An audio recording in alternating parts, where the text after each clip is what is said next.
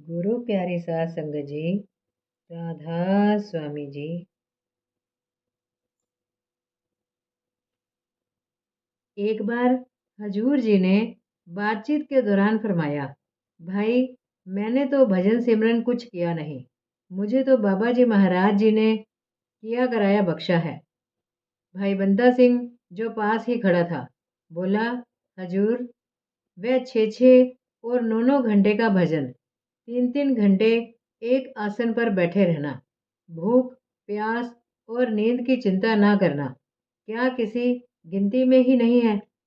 हजूर जी ने फरमाया, नाम बड़ी कीमती चीज है, अगर शीश देकर भी मिल जाए तो भी सस्ती है। जब बंदा सिंह हजूर जी की मेहनत, अभ्यास और साधना की बातें सुनाता तो वह रोमांचित हो उठता। हजूर जी सत्संग में अक्सर फरमाया करते थे, भजन करना जवानी की मौत मरना है। ये कायरों और कमजोरों का काम नहीं। रातों को जागना, कम खाना, हर तरह की तकलीफ को सहना, मन को इच्छाओं से मोड़ना, ये सब कोई आसान काम नहीं। फिर फरमाते, ये सब कुछ तभी होगा जब दिल में सतगुरु जी के प्रेम के सिवा और कोई प्यार बाकी ना रहे।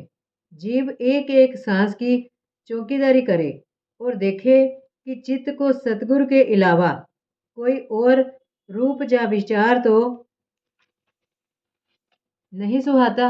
मन की निज लाग अंतर में गुरु चरणों में लगी रहे, बाहर संसार में केवल फर्ज को बरते, तभी कुछ काम बनेगा। इसी प्रकार एक दिन हजूर जी ने फरमाया, सिमरन से इतना प्यार हो कि पल भर के लिए भी सिमरन ना बिसरे, पपीहे के समान आठों पहर रट लगी रहे।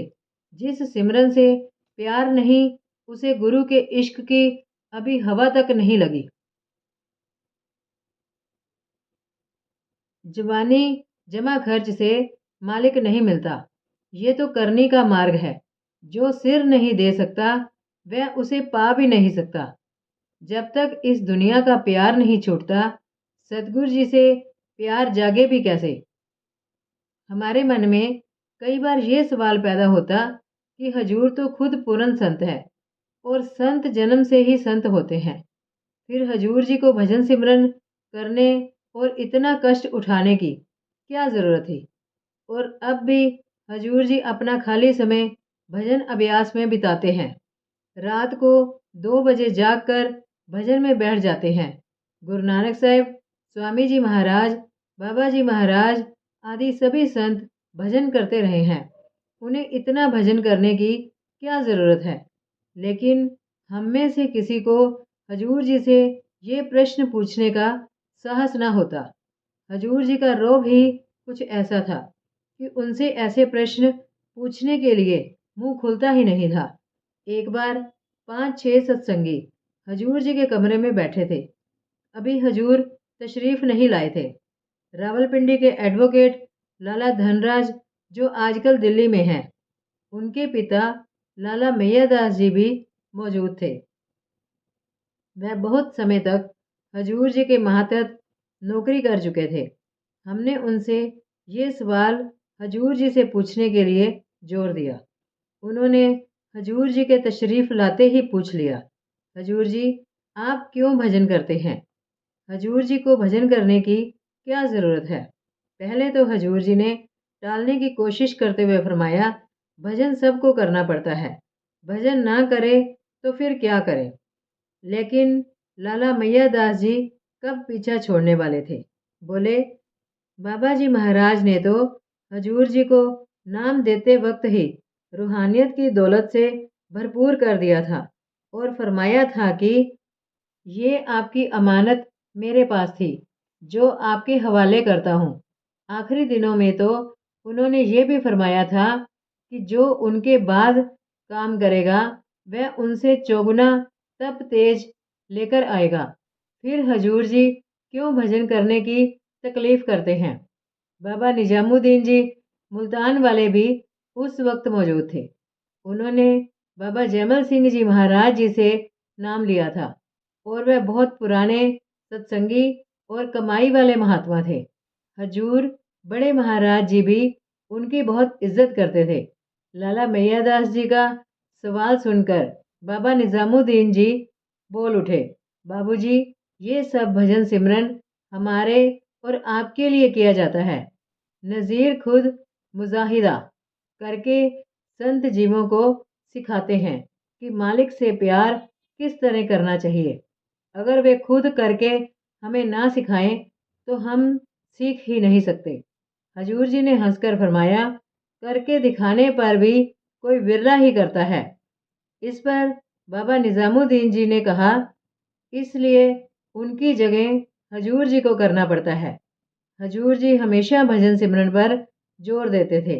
वह खुद नियमपूर्वक भजन करते थे और संगत को भी भजन करने की प्रेरणा देते थे। सन 1920 ईस्वी में मुझे कपूरथला रियासत में अच्छे ओहदे पर नौकरी मिली, तो मैंने पत्र द्वारा हजूर जी को इसकी सूचना दी तथा इस कृपा के लिए उनके प्रति कृतज्ञता प्रकट की। उत्तर में हजूर जी महाराज जी ने लिखा, अजीज़म मेरे प्रिय बाबू दरियाई लाल जी, राधा स्वामी, हजूर जी सतगुरु महाराज जी की दया पहुँचे। प्रेम पत्र आपका आया, पढ़कर खुशी हुई कि आपको आराम की जगह मिल गई। अगर मालिक ने आराम बख्शा है तो आप पर लाजिम अनिवार्य है कि अब भजन में लगो, क्योंकि बगैर भजन के जीव का कोई ठिकाना नहीं।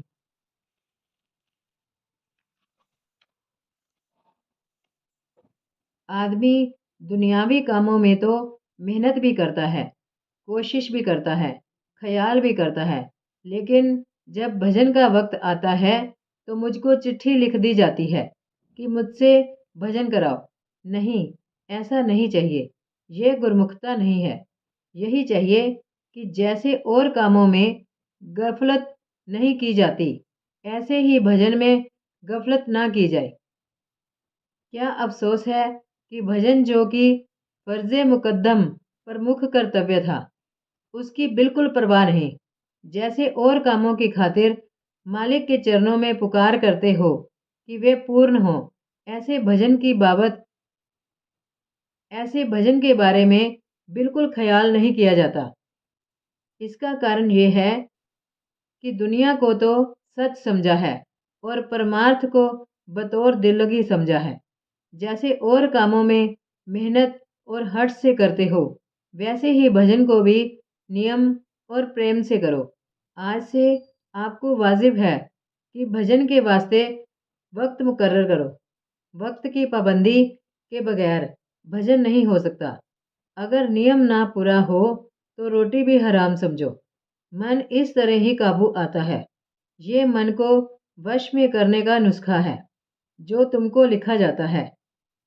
ए अजीज, इस पर अमल करो और चलते फिरते जागते इसका ख्याल रखो। सब संगत की तरफ से राधा स्वामी। सामन सिंह जी, डेरा बाबा जैमल सिंह, 3/11/1920।